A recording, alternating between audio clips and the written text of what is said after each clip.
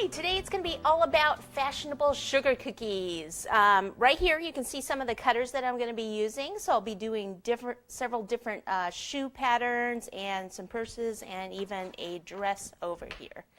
So what we need to start with is the sugar cookie dough. We will be giving you a recipe, the one that I like to use. It makes a nice batch of sugar cookie dough. In the recipe I do say that I use a lemon extract. You can replace that with something else if you prefer almond or just vanilla in it, or orange extract. That one's really good also, but I prefer the lemon, but you can change that certainly. I like to roll out my dough on parchment paper. Okay, so here's the parchment paper. Just use like a regular rolling pin and you can just start to roll it out.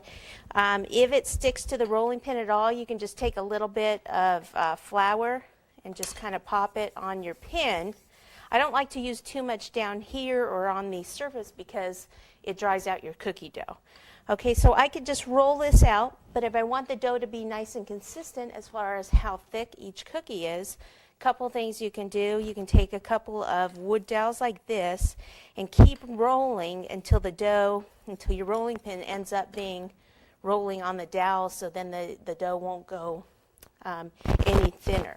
So what you would do is just continue to roll until your rolling pin hits the dowels. I'm going to move it up here because the dough is too thick for this rolling, or too wide for this rolling pin.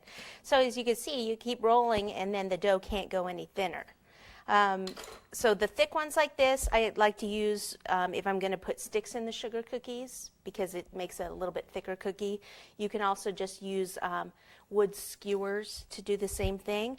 Or if you're lucky enough to find a rolling pin like this that has the different rings that you change. This is actually, it comes with a set of 3 rings. It's got the larger one, which is really more for like biscuits, you know, so it would be pretty thick. And then it has this one, and then it has even a thinner one. And you just remove these bands and then put the one on that you need.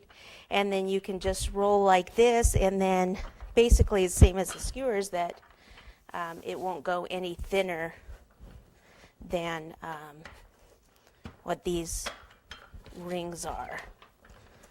Okay. Okay, now most of these cookies are just pretty basic. All you're going to do is cut out the cookie like this.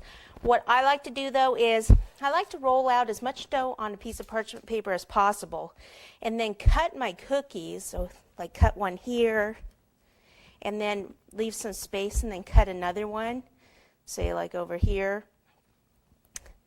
And then remove the excess dough and leave the cookies in the same spot.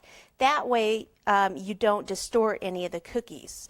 Now a couple of them, like these purse ones, this one and this one, they don't come with these little cutout areas. So you could just do the cookie, bake it like this if you wanted to. Let me just cut that one like that, and then put a piece of fondant in there to make it look like there was a cutout. Or if you can just find, like this is a very inexpensive set of cutters here, that I can just use these and I can just cut out, so it'd be about here, and then I can cut and maybe just over a little bit more, like so. Okay, and then bake it like that, obviously after you remove this. This one was actually a very inexpensive round cookie cutter, and all I did is I bent it, so I kind of made this part a little flat and then kind of kept that a little bit more round. And so if I cut that here, then what you do is just place this inside, cut, remove that, and then you have your handle. So here's the cookie here, and then here's that one with the cutouts. Okay, so the cookies you just bake 350 degrees till they're nice and golden brown, and that's pretty much it. Okay, so now we're ready to decorate, and that's the fun part. So let me get rid of this and get out my decorating tools, and we will be back in a minute.